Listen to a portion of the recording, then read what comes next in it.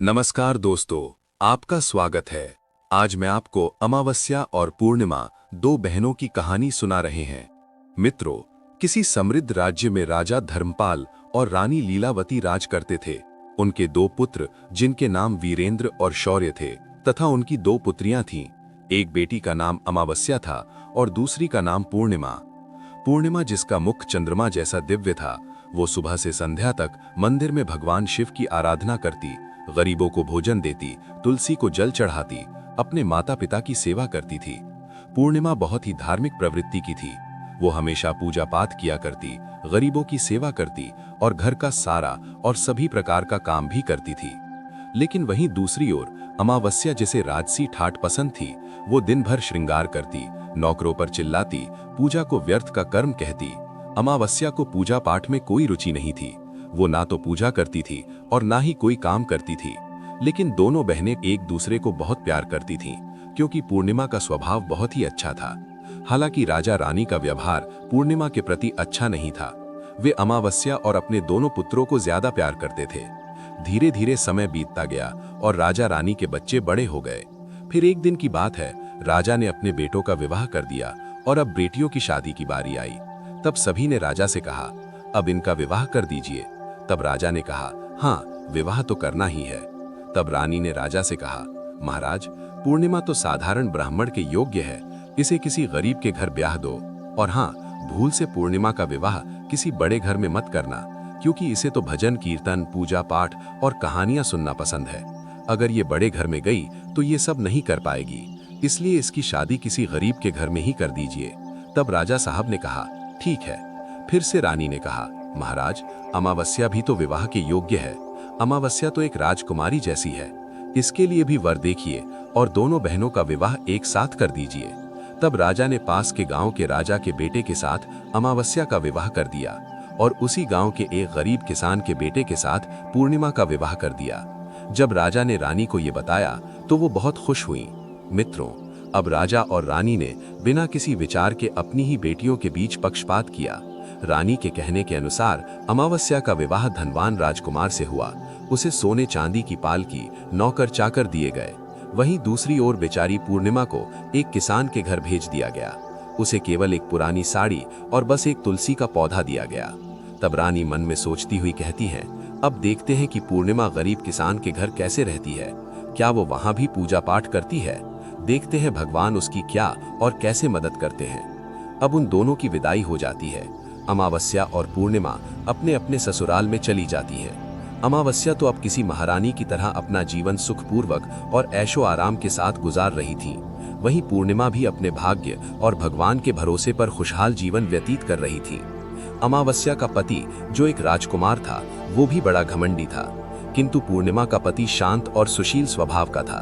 अब कुछ दिनों का समय इसी तरह से गुजर जाता है और फिर एक दिन की बात है, अमावस्या ने अपने घर पर शिव चालीसा का आयोजन किया और इस आयोजन में उसने गांव की सारी महिलाओं को आमंत्रित किया।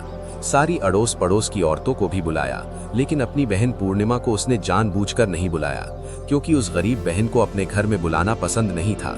उसे बुलाना मतलब अपने सम्मान में कमी नजर आ रही थी। तब वही पूर्णिमा अपने दरवाजे पर बैठी थी तो गाँव की औरतों ने कहा, अरे पूर्णिमा बहन, तुम्हारी बहन के घर शिव चालीसा का पाठ है, तुम नहीं जाओगी? तब पूर्णिमा ने कहा, नहीं, मैं नहीं जा रही, क्योंकि मेरी बहन ने मुझे नहीं बुलाया है। तब गांव की औरतों ने कहा, नहीं बुलाया तो क्या हुआ, पूजा पाठ है, तुम चलो हमारे साथ। वैसे भी वो तो तुम्हारी बहन है। उसने सोचा होगा कि बहन तो आ ही जाएगी, उसे निमंत्रण की क्या आवश्यकता है। तब गांव की औरतों की बात मानकर पूर्णिमा शिव चालीसा में चली गई। जब अमावस्या ने पूर्णिमा को देखा तो वो गुस्से से बोली, अरे, जब मैंने तुम्हें नहीं बुलाया तो तुम मेरे घर क्यों आ गई? अब जब आ ही गई हो तो चुपचाप एक जगह बैठी रहना, इधर उधर मत घूमना। तूने तो आज मेरी इज्जत ही मिट्टी मिला दी है। जरा देखो अपने आप को, कैसे वस्त्र पहने हैं तुमने। जाओ उधर कोने में बैठो। और फिर उसने पूर्णिमा की गरीबी का बहुत मजाक भी उड़ाया। पूर्णिमा की आंखों से आंसू बहने लगे और वो भगवान शिव से प्रार्थना करने लगी, हे भगवान, मुझ पर आप कब कृपा करेंगे? आखिर मेरा कसूर ही क्या है? पूजा पाठ करना, गरीबों की सेवा करना, काम करना, क्या ये गलत है? हे भगवान, अब मुझ पर कृपा करो। थोड़े ही समय के बाद इस तरह वो भगवान से विनती करती रही। शिव चालीसा पूरी हो गई और अमावस्या ने सबको प्रसाद दिया। लेकिन पूर्णिमा को प्रसाद नहीं दिया। अब निराश मन के साथ पूर्णिमा वहां से बिना प्रसाद के ही वापस अपने घर की ओर चली गई। मित्रों, रास्ते में वो सोचने लगी कि घर पर बच्चे प्रसाद मांगेंगे तो मैं क्या कहूंगी। फिर उसके मन में विचार आया, क्यों ना मैं अपने भाई भाभी से मिलने अपने मायके चली जाऊं। फिर वो चलते चलते अपने मायके की तरफ बढ़ने लगी। तभी उसे एक तुलसी का पेड़ दिखा। वहां एक चबूतरा बना था जिस पर एक बूढ़ी माँ बैठी थी। उन बूढ़ी माँ ने पूर्णिमा से पूछा, बेटी तुम कौन हो और कहाँ जा रही हो? क्या तुम मेरी एक मदद कर सकती हो? तब पूर्णिमा ने अपना परिचय दिया। फिर बूढ़ी माँ ने कहा, बेटी देखो, मेरा तुलसी का पौधा सूख रहा है, इसमें थोड़ा जल डाल दो और चबूतरे की सफाई कर दो तो थोड़ी ठंडक मिलेगी। अब पूर्णिमा ने तुलसी को जल डाला और बूढ़ी माँ को भी स्नान कराया। उसने उनके चरण दबाए। फिर पूर्णिमा ने पूछा, माँ जी और कोई काम है क्या? तब प्रसन्न होकर बूढ़ी माँ ने कहा, नहीं बेटी, और कुछ नहीं, तुमने मेरी बहुत अच्छी सेवा की है, भगवान तुम्हारा भला करे। उन्होंने पूर्णिमा को खूब आशीर्वाद दिया और कहा, बेटी जब तुम अपने मायके से लौटो तो मुझसे अवश्य मिलकर जाना। पूर्णिमा ने कहा, ठीक है माँ जी, और वो आगे बढ़ गई। फिर चलते चलते रास्ते में उसे एक शिव मंदिर मिला। वहां भी एक चबूतरा था जिस पर एक बूढ़े बाबा बैठे थे। वे कोई और नहीं, स्वयं भगवान शिव थे। लेकिन पूर्णिमा ने उन्हें पहचाना नहीं और उन बूढ़े बाबा ने कहा, बेटी तुम कौन हो? कृपया मेरी एक सहायता करो, बड़ा पुण्य मिलेगा। तब पूर्णिमा ने अपना नाम बताया। तब बाबा ने कहा, बेटी क्या तुम इस मंदिर की सफाई कर दोगी? ये बहुत गंदा हो गया है और मेरे नहाने के लिए 2 बाल्टी पानी भर देना तो तुम्हारा बहुत एहसान होगा। मेरा शरीर थक चुका है, इसीलिए अब मैं कोई भी काम नहीं कर पा रहा हूँ। तब पूर्णिमा ने मंदिर की सफाई की, भगवान शिव की पूजा की और बाबा के लिए पानी भर दिया। फिर वो आगे बढ़ गई। फिर थोड़ा और आगे चलने पर उसे काली माँ का मंदिर मिला। काली माँ भी एक बूढ़ी माँ के रूप में वहां बैठी थी। काली माँ ने कहा, बेटी तुम कौन हो? क्या तुम मेरी एक सहायता कर सकती हो? तब प्रसन्नता से पूर्णिमा ने अपना नाम बताया। तब बूढ़ी माँ ने कहा, बेटी यहाँ सब लोग पूजा पाठ करके चले जाते हैं, लेकिन कोई मंदिर साफ नहीं करता। देखो मंदिर कितना गंदा हो गया है, जरा इसकी सफाई कर दो। अब पूर्णिमा ने मंदिर की सफाई की, माँ का श्रृंगार किया और पूजा की। उसके बाद बूढ़ी माँ को स्नान कराया और उनके पैर दबाए। फिर उस काली माँ के रूप भेष में बैठी बूढ़ी माँ का आशीर्वाद लिया और वो आगे बढ़ गई। फिर आगे चलने के बाद थोड़ी ही दूर पर एक नदी मिली। वहां भी एक बूढ़ी माँ बैठी थी जो कोई और नहीं बल्कि स्वयं गंगा मैया थी। उन्होंने पूछा, बेटी तुम कौन हो? कृपया मेरी सहायता करो।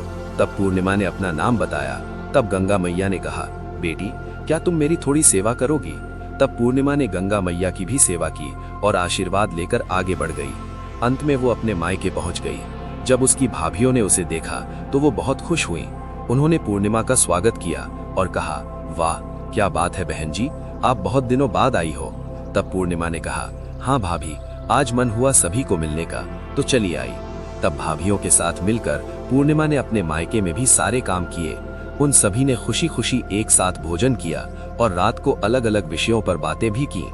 फिर अगली सुबह जब वो जाने के लिए तैयार हुई तो भाभी ने उसे एक लाल साड़ी दी और कहा, इसे पहन लो और जल्दी जल्दी आया करो, बहुत दिनों बाद आई हो।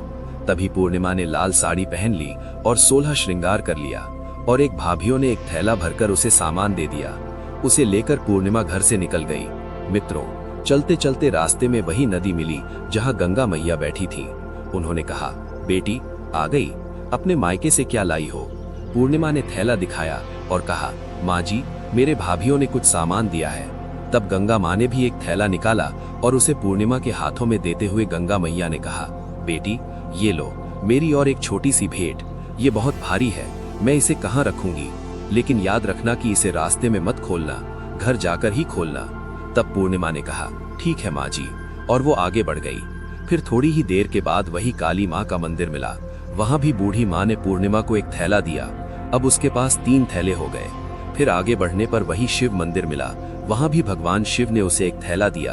अब 4 थैले हो गए। जब पूर्णिमा अपने घर पहुंची तो उसने सभी थैले खोले।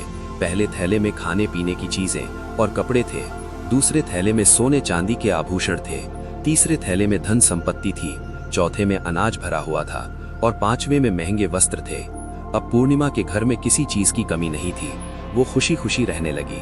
फिर एक दिन पूर्णिमा ने सोचा कि क्यों ना मैं शिव चालीसा का आयोजन करवाऊं, और उसने शिव चालीसा रखी और सबको बुलाया। वो न्योता देने के लिए अपनी बहन अमावस्या के घर भी गई। और फिर जब अमावस्या अपनी बहन के घर आई तो उसने घर पूर्णिमा में धन दौलत देखकर आश्चर्यचकित रह गई। उसने पूछा, अरे बहन, अचानक से तुम्हारे घर में इतना धन दौलत कैसे आ गया? तब शांत स्वर में प्रसन्नता से पूर्णिमा ने कहा, देखो बहन, जिस दिन तुमने चालीसा रखी थी तो मुझे नहीं बुलाया, फिर भी मैं बिना बुलाए तुम्हारे घर गई, लेकिन तुमने प्रसाद नहीं दिया। फिर मैं मायके गई और वहां से ये सब लेकर आई। अमावस्या ने कहा, अच्छा तो ये बात है, अब मैं भी जाऊंगी मायके, तुम भी मुझे डांटना और प्रसाद भी मत देना। तब पूर्णिमा ने कहा, अरे बहन, ये तो भगवान का प्रसाद है, मैं तो सबको दूंगी। लेकिन अमावस्या ने प्रसाद नहीं लिया और अपने घर जाकर बच्चों से कहकर मायके चली गई। अब चलते चलते रास्ते में वही तुलसी माँ मिली। जब उन्होंने कहा, बेटी, ये चबूतरा साफ कर दो और तुलसी में पानी डाल दो, कृपया मेरी मदद करो। तब क्रोध में आकर अमावस्या ने कहा,